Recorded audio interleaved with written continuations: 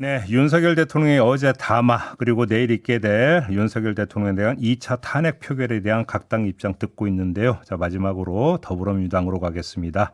김민석 수석 최고위원 전화로 만나보겠습니다. 나와 계시죠? 네, 나와 있습니다. 네, 계속 국회에 계세요? 예, 그렇습니다. 건강 관리 잘 하셔야 될 것 같습니다. 최고님. 예, 여기서 못 하는 게 그렇게 뭐 편치 않네요. 그러게요. 알겠습니다. 자, 어제 담화부터 좀 여쭤봐야 될 것 같은데요. 어제 그 최고께서 입장 밝힌 거 봤는데 좀 더 구체적으로 평가를 좀 해주신다면.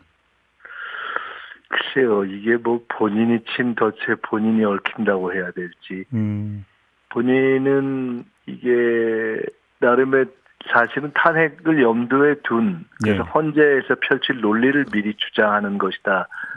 최대한도로 합리적으로 해석을 하면 그렇게 볼 수 있는 건데요. 예. 그런데 또 합리적으로 또 그거를 또 다시 본다면은 계엄을 이러한 정치적 이유로 했다. 그리고 나는 폭력 사태까지 가는 것을 원치 않았다라는 게 핵심일 텐데 네.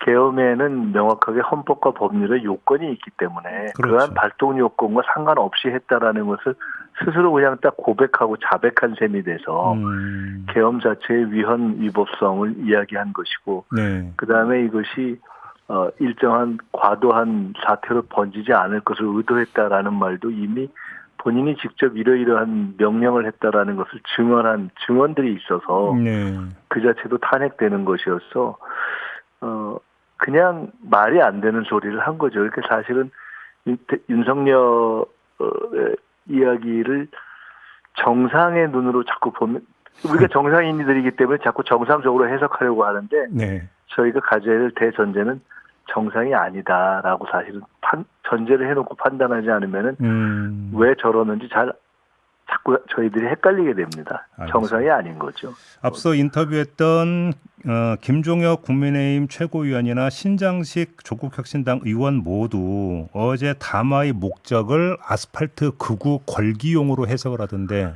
최고님도 같은 견해십니까? 그것도 있다고 봐야죠.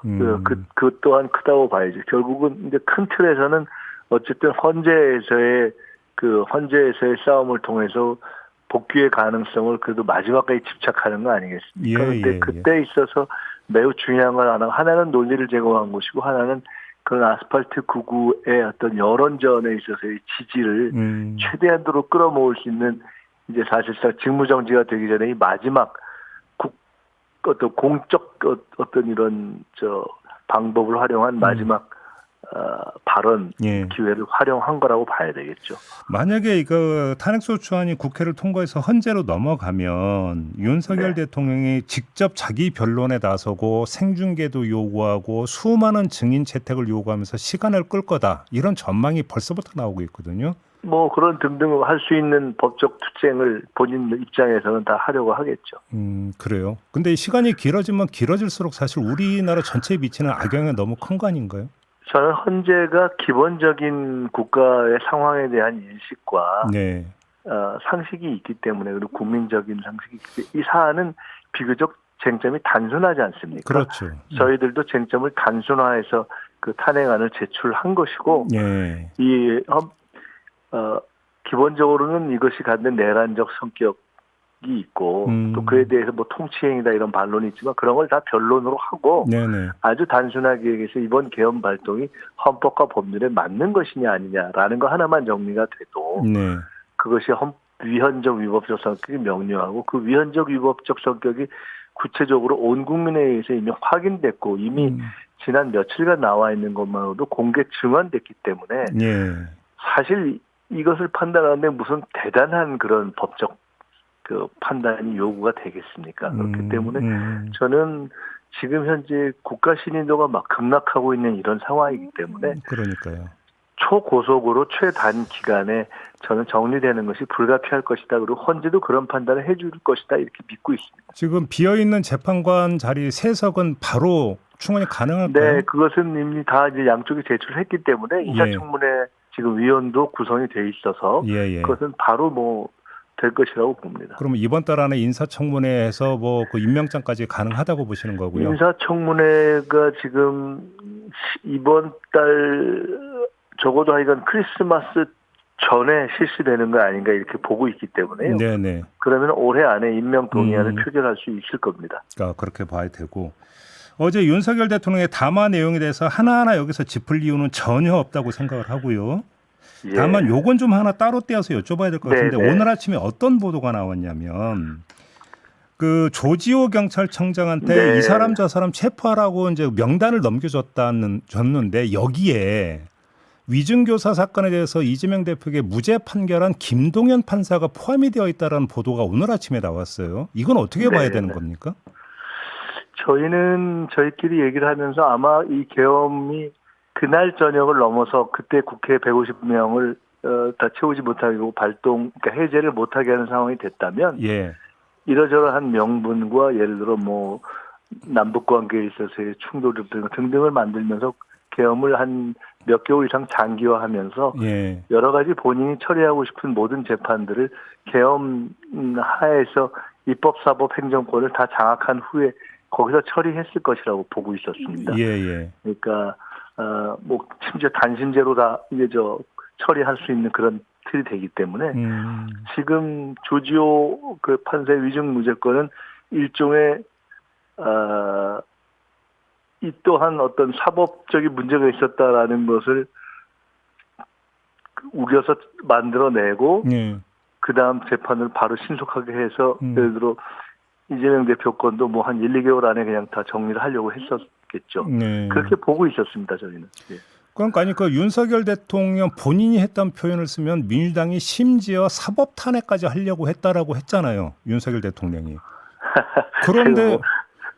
그런데 판사를 잡아들이라고 지시를 내린다는 게 이게 앞뒤가 맞는 얘기입니까, 이 얘기가?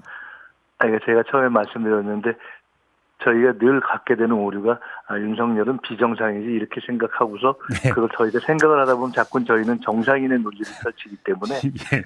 이게 왜 정상적으로 말이 안 되는 짓을 하지 하는 대전제가 비정상이기 때문에 그런데 저희도 자꾸 그 판단이 자꾸 에러가 나는 것이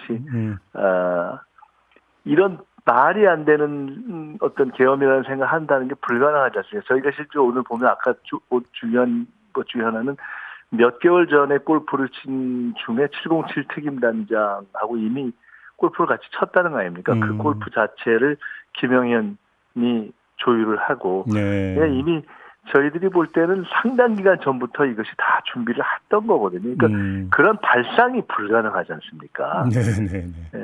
근데 지금 자꾸 이거 왜 이런 것을 어떻게 이게 가능하지? 나는 합리의 세계로 이게 우리가 빠지면서 그러니까 진행하는 제가 참으로 힘든 게 저는 참 어렵습니다. 합리성의 영역에서 의문을 제기하면서 질문을 드려야 되는데 지금 그렇습니다. 아니 이게 저희도 이게 가능하지 않다는 얘기하면 저희들조차도 자꾸 이재명 대표님 이렇게 얘기를 하면서 그걸 자꾸 그런 얘기를 저희가 하는데 하다가 저희가 저기는 이럴 것이라고 해놓고 하다가 보면 자꾸 정상적 논리를 갖고 판단을 하게 되기 때문에 항상 거기서 저희가 당하는 그래서 이런 얘기를 하는 것이 어떻게 보는데 우리가 흔히 얘기하면 정치나 국제 정치에서 광인 전략이라는 게 있지 않습니까? 이제 광인처럼 했을 때 상대의 어떤 전략의 운신의 폭을 제한하는. 근데 이 경우는 광인 전략이 아니라 그 자체가 광인이기 때문에 이게 사실은 우리가 그 상대방에서 판단하고 행동의 방향을 정할 때 갖는 기본 어려움이 사실은 지금까지도 있어왔고 있습니다. 이게 실제로. 알겠습니다. 그럼 그 문제에 대해서는 더 이상 질문 안 드리고요. 다음 카테고리로 넘어가겠습니다. 내일 지금 탄핵 표결이 예정이 돼 있는데 앞서 인터뷰한 두 분 모두 가결을 다 확신하시더라고요. 최고님도 같은 견해신 거죠? 저도 굉장히 보수적으로 보는 편인데 오늘 아침에 저도 몇 분 만났거든요. 국민의힘 의원들을. 근데 일단 더 이상 자유투표를 막기가 좀 불가능해진 상황 아닌가 이렇게 보고 그렇게 보면은 아니 윤석열 본인이 탄핵 돼가지고 헌재에서 싸우겠다고 하는 판이기 때문에 이제 그것에 대한 명분은 좀 이렇게 없어진 거 아닌가. 본인들도 탄핵 투표를 굳이 그렇게 막을지는 않아도 될 정도의 그러니까 아주 그 극우 아스팔트 지지층에게도 네. 그런 명분은 생긴 것이 아닌가 싶고 네. 예, 그 국민의힘도 최소한 국가의 혼란을 더 이런 식으로 끌고 가야 되겠다는 억지를 부리지는 않을 것이다 이렇게 자, 기대합니다. 예, 탄핵안 가결을 전제로 조금만 더 나가 보겠습니다. 만약에 네. 탄핵 소추안이 가결이 되는 순간에 대통령 직무는 정지가 되고 권한대행 체제로 전환이 돼야 되는데 네. 한덕수 총리의 권한대행은 안 된다라는 입장인가요, 민주당에서는? 그 아주 솔직히 말씀드리면 굉장히 고민입니다. 한덕수 총리는 이미 도의적으로 국민적인 어떤 시선에서 볼 때 그런 것을 맡기가 좀 어려운 영역에 들어간 것이 아닌가 사실 봅니다. 그런데 저희가 이 탄핵 이 가결이 되기 전에 총리까지 그렇게 했을 때 국민들이 그 다음에는 어떻게 되는 거지 하는 우려와 걱정의 영역이 있으시기 때문에 사실 저희들이 좀 자제해 왔던 건데요. 예. 사실은 본인이 이쯤 되면은 물러나시는 것이 맞는 거 아닌가 싶고 저희들이 일단은 지금 윤석열 탄핵에 집중해야 되기 때문에 예. 그것이 된 시점에서 저희들이 긴급하게 다시 판단을 하겠습니다. 왜 제가 여쭤봤냐면 어제 추미애 의원하고 저희가 인터뷰를 했는데 추미애 의원 같은 경우는 한덕수 총리의 그 탄핵, 한덕수 총리에 대한 탄핵도 불가피한 것으로 이렇게 이야기를 하더라고요. 대부분 한덕수 이게 지금 더구나 수사 선상에 올랐지 않습니까? 예. 예. 그리고 여러 가지를 놓고 볼 때는 우리가 그냥 그 사안만 놓고 보면은 그대로 해서 대행을 맡는 것은 어렵다 하는 것이 상식에 들어가는 것 같습니다. 근데 그럼에도 불구하고 저희들이 바로 그것을 윤석열 탄핵 가결 이전에 처리 못했던 것은 국민들께서 너무 도대체 어떻게 되는 거야 하는 거에 대한 우려가 커지실 것 같아서 일단 시간을 조금 가졌던 거고요. 네. 이 큰 산이 하나 넘어가는 것을 그 과정에서 저희가 판단하겠습니다. 그러니까 결국 원칙적 입장과 현실적 상황 사이에서 지금 고민에 빠져 있다 이렇게 정리를 해야 되겠네요. 그러면 네.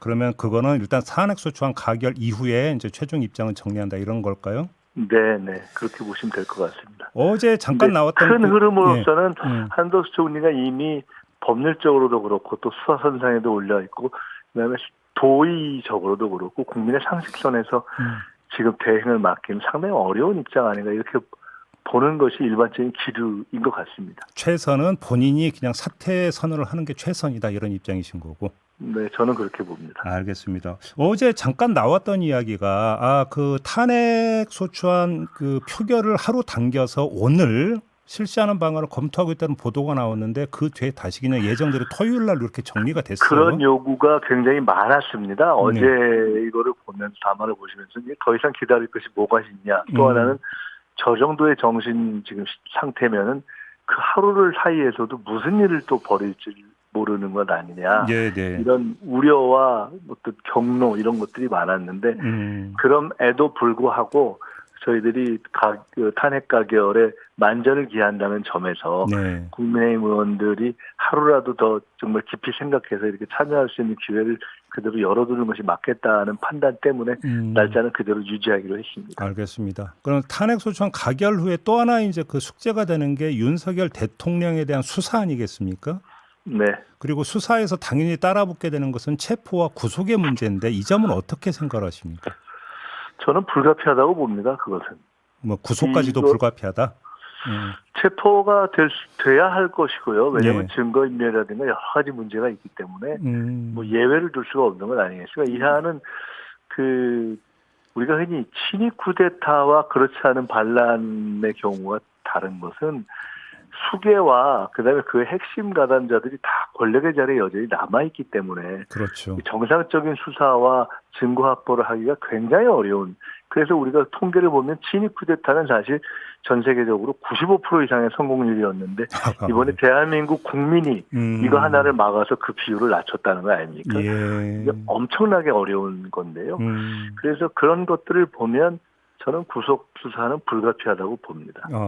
구속은 불가피하다. 그럼 만약에 구속이 이루어지는 순간에는 윤석열 대통령이 자기가 직접 헌재 가서 자기 변론한다라는 어떤 이 의지도 그냥 무망한 것이 돼버리는 거 아니겠습니까? 글쎄요, 뭐 그것은 그 뭐 변론권을 어떻게 하느냐는 그건 헌재에 있을 때 별도의 판단 영역이라고 봅니다. 알겠습니다. 그리고 지금 그 김건희 특검법, 그다음에 내란 일반 특검법 일단 통과는 됐지 않습니까?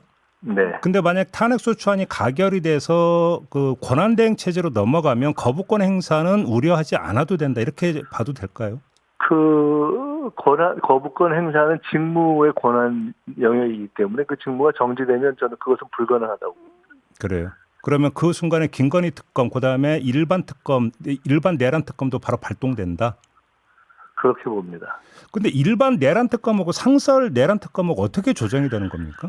그거는 이제 지금은 이제 시간과 속도 때문에 네. 먼저 출발하는 차가 출발을 하면서 그것이 그 다음에 더 권한을 갖고 더 일을 할 수 있는 그 더 큰 차가 연결되면은 바로 그 차와 연결될 수 있는 조건을 달아서 하는 것으로 아마 작업을 했을 것으로 일단 그렇게 해야 된다고 저희들이 요구했기 때문에 예. 그렇게 구체적인 종문에 들어 있을 것으로 지금 결국은 생각합니다. 통합이 된다고 그렇게 이해를 하면 되는 걸까요?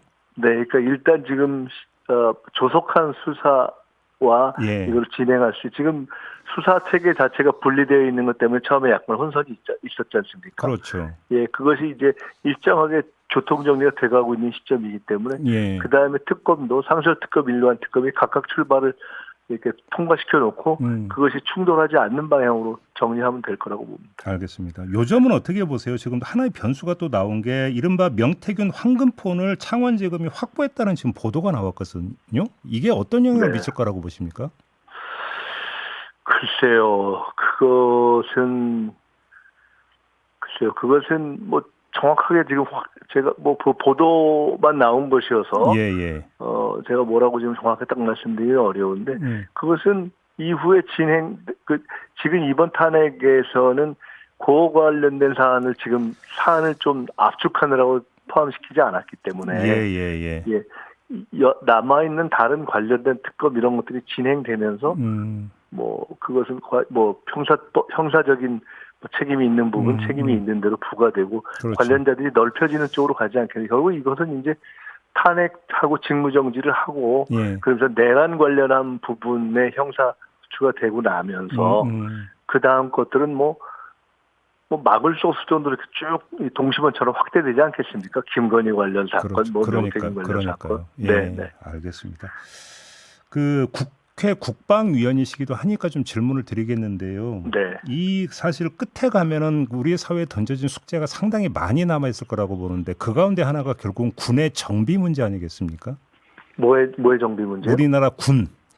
네. 이 군의 정비 문제가 상당히 중요한 과제가 될 것 같은데 어떻게 풀어야 된다고 생각하세요?